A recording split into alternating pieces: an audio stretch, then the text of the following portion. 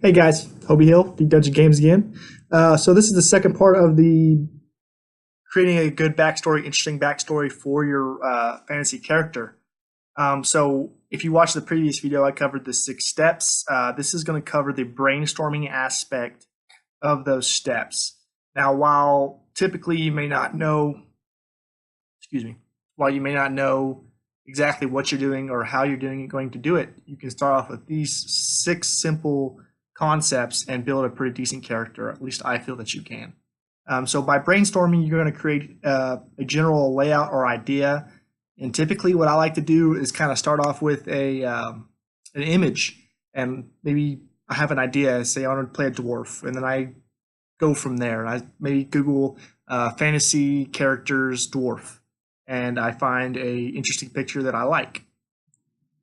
So as you can see, I found a picture by Nightmare Moon Luna, DeviantArt, and I really like this picture because it kind of yields that almost very dwarf-like feature. You got the bagpipes, what I thought was essential to the character that I wanted to make. Carrying a long sword. I mean, any kind of dwarf I feel is going to carry some type of a larger weapon anyways. So I think that's really important when you're looking for a picture, is to have that idea in your head or your mind, and try to find an image that can inspire you and help you create your character. There's tons of fantasy art out there that you can find online to scope out for your own game and look at and just love, and give the artists some love too as well, because those guys work really hard and really try to bring some cool stuff to the internet. And occasionally you can find some really cool images on DeviantArt. There's several different other places you can find really good art. Okay, so here I am, and I'm brainstorming. I found a really awesome image. I really like that character imagery, and I want to go ask myself, okay, what am I doing here? I'm trying to make a fantasy character for a game or a book or whatever it is. I think the two go hand in hand, but I'm going to start with the dwarf bard because I found the bagpipes. I mean, it screams bard, dwarf obviously, and so I come up with the name Tarv Longale. Tarv Longale is going to be a very bold dwarf. He's going to be a very regal dwarf, but not in the dwarf sense. See, I want to play a dwarf that really doesn't follow the dwarf values, and why that is to tell the tale of Tarv Longale and reveal his escape from his people and why. He's had a difficult past, and Tarv blames himself in so many ways.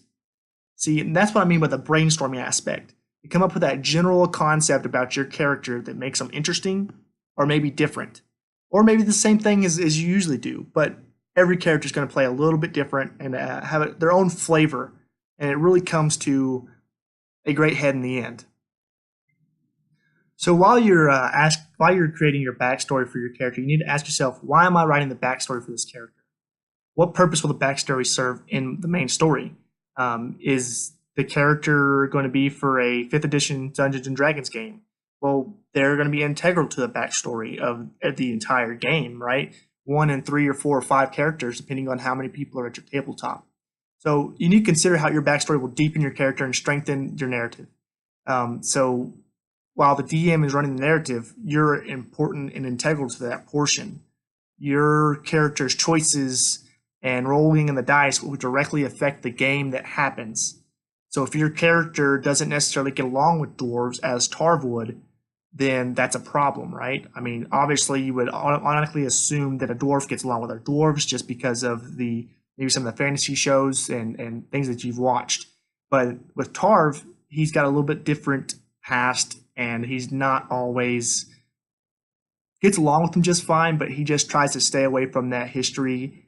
And I will explain that in some of the timeline and things of that nature, which is the next part of this series, and you guys will be able to hit on that a little bit as I cover the timeline of him and Tarv being what he is. And I hope you enjoy the brainstorming aspect.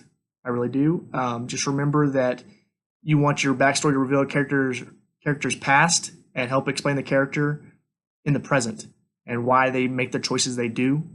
But this is Hobie Hill with Deep Dungeon Games. Thank you for watching.